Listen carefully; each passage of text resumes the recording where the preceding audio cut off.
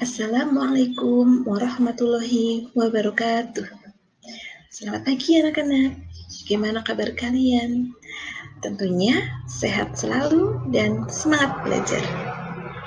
Kita akan belajar tema 9, Kayanya Negeriku, subtema 3, Pelestarian Kekayaan Sumber Daya Alam di Indonesia, pembelajaran 1.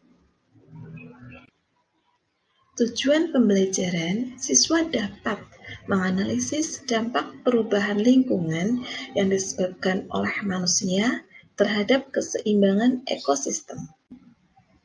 Sebelum belajar dimulai, Ibu Guru tidak akan bosan untuk mengingatkan kalian untuk tetap melakukan pembiasaan disiplin diri. Lakukanlah dengan hati yang senang dan penuh semangat. Coba amati dua gambar ini. Yang di atas gambar apa ya? Iya, orang sedang kerja bakti ya, membersihkan lingkungan. Yang bawah penebangan pohon secara liar. Nah, manusia dan lingkungan itu sangat erat kaitannya. Nah, apa sih arti penting lingkungan bagi manusia? Nah, jadi apapun yang dibutuhkan manusia itu ada di lingkungan sekitar, ya. Kegiatan yang dilakukan manusia bisa berdampak pada lingkungan. Nah, manusia itu seringkali memanfaatkan lingkungan sekitar untuk memenuhi kebutuhan sehari-hari, ya. Namun, apabila dalam penggunaannya secara berlebihan akan menimbulkan dampak bagi lingkungan. Nah, salah satu dampaknya ini ya, ada beberapa, yaitu penebangan dan pembakaran hutan. Itu kegiatan manusia yang pertama. Kedua, penggunaan bahan kimia dan pestisida berlebihan. 3, eksploitasi sumber daya alam. 4, perpindahan penduduk. Kelima, penggunaan kendaraan bermotor. 6, perburuan liar. 7, perusakan terumbu karang. Nah, pertama, penebangan dan pembakaran hutan. Manusia melakukan penebangan dan pembakaran hutan secara liar. Tujuannya itu untuk membuka lahan pertanian, untuk pemukiman, diambil kayunya. Lah, kayu itu digunakan untuk perlengkapan rumah tangga. Ya, hal itu membuat hutan itu menjadi gundul, sehingga mempengaruhi daur hidup tumbuhan dan hewan yang ada di sana.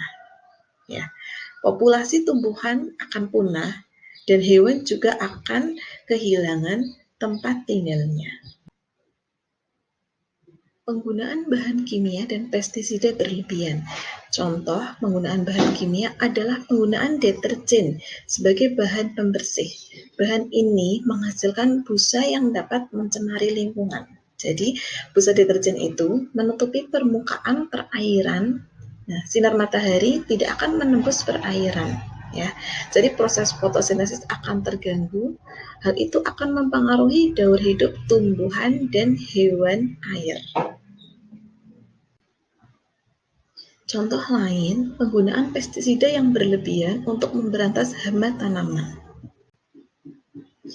Eksploitasi sumber daya laut. Nah, berupa kegiatan pengeboran minyak di laut.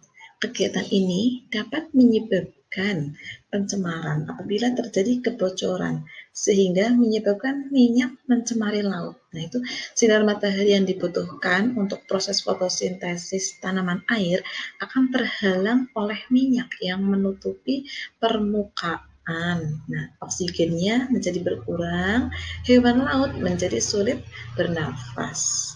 Ya. Selanjutnya, penggunaan kendaraan bermotor. Nah, tentunya kita dalam menjalankan kendaraan bermotor membutuhkan suatu bahan bakar, baik itu bensin maupun solar. Ya. Namun, pembakaran bahan bakar tersebut menyebabkan polusi udara. Nah, pembakaran tersebut menghasilkan suatu gas, yaitu karbon dioksida. Nah, menyebabkan bumi itu menjadi panas. Ya, makhluk hidup sulit beradaptasi. Ya, sehingga akan terganggu keseimbangan ekosistemnya. Kegiatan manusia selanjutnya yaitu perpindahan penduduk. Perpindahan penduduk mengakibatkan daerah yang didatangi menjadi sangat padat. Akibatnya, jumlah pemukiman yang terbatas. Hal ini akan memicu terbentuknya pemukiman yang mempengaruhi kualitas kesehatan manusia dan menyebabkan pencemaran lingkungan semakin meningkat, sehingga mengganggu keseimbangan ekosistem. Ya, kegiatan manusia selanjutnya perburuan liar. Perburuan liar mengakibatkan kelangkaan hewan dan tumbuhan. Nah, biasanya manusia itu berburu hewan dan tumbuhan untuk tujuan tertentu. Bisa diambil gadingnya, bisa diambil kulitnya. Nah, akibat dari perburuan liar ini, ya, keseimbangan ekosistem hewan dan tumbuhan akan terganggu karena akan menyebabkan kepunahan. Kegiatan manusia selanjutnya perusakan terumbu karang. Terumbu karang merupakan rumah bagi hewan laut. Ya.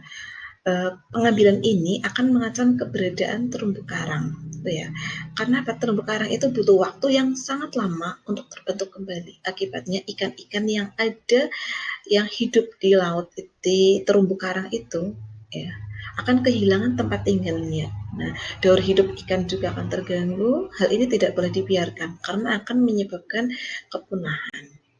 Nah, sekarang tugas kalian lengkapi, ya, hubungan antara manusia dan lingkungan, arti penting lingkungan bagi manusia.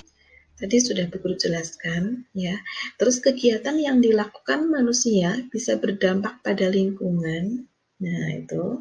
Terus kalian tuliskan apa saja dampak-dampak dari kegiatan yang dilakukan oleh manusia. Ya. Sekian, terima kasih. Selamat belajar.